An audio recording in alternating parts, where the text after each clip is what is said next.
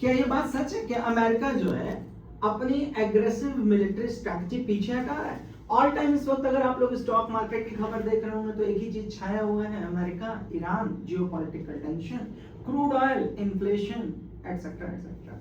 लेकिन सवाल ये है, किसी के जैसे ही मार्केट में कोई भी न्यूज आती है तो उसका एनालिसिस करना बहुत जरूरी हो जाता है, क्योंकि अगर उसका एनालिसिस आपने नहीं किया तो आप इस रिजल्ट्स पर भी तो नहीं पहुंच पाएंगे ना कि उसका रिएक्शन मार्केट किस तरीके से ले रहा है। अब यहां पर अगर हम लोग बात करें तो क्या सच में ये पीस की शुरुआत है या सिर्फ एक कंडीशनल बार्गेनिंग मूव जो ऑल टाइम डोनाल्ड ट्रंप के पैटर्न के हिसाब से देखा जाए तो ये होता चला रहा है?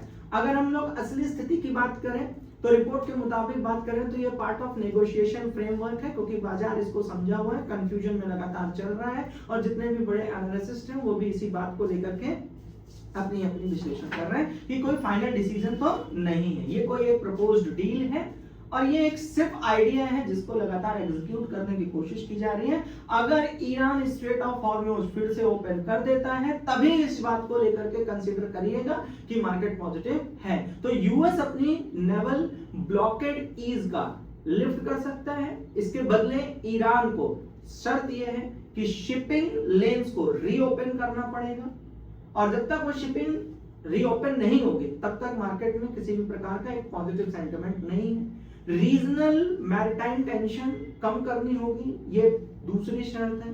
लेकिन सबसे इंपॉर्टेंट अगर ट्विस्ट की बात करें जो कि मामला पूरी तरीके से किस पर निर्भर है तो आप लोग इस बात को लेकर के कहिए कि ये कोई फाइनल एग्रीमेंट नहीं है, सिर्फ एक एमओयू है। ये कोई ऑफिशियल ब्लॉकेड नहीं है जिसे हटाया गया है, ये कोई एक इंप्लीमेंटेशन की शुरुआत नहीं है, ये सिर्फ और सिर्फ एक एमओयू है। इसका एक व्यापक विश्लेषण करना आप लोगों को बहुत जरूरी है, यानी यह सिर्फ इफ एंड देन का डिप्लोमेटिक प्रपोजल है।